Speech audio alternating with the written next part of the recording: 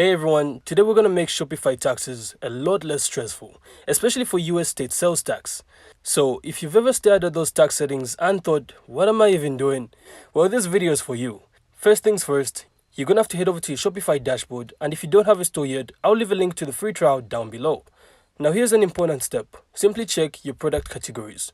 Shopify uses these categories to calculate taxes automatically. So, if you sell clothing, sunglasses, or soap dishes, simply make sure each product is in the right category. This saves you a ton of headaches later on when Shopify calculates sales tax for each state. Next up, you're going to have to go to the settings, then taxes and duties. Here, you'll then be able to see your regional settings and some apps you can install. So most Shopify plans let you collect duties and import taxes automatically, so you don't always have to do this manually. And if you sell internationally, simply make sure prepaid duties is enabled.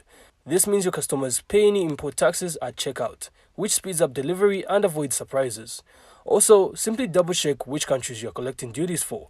Usually, it's best to select all applicable countries to stay compliant. Now let's take a bit of a moment to focus on US sales tax, because really that's what most of us care about. Sales tax depends on where your business is located or where you have a warehouse. So each state has its own rate. For example, Texas is 8.2%, North Carolina is 7%, and some states like Oregon have no sales tax. So to set it up, simply select Collect in your region. Next, add your state, then enter your sales tax ID. You can also add it later if you don't have it yet.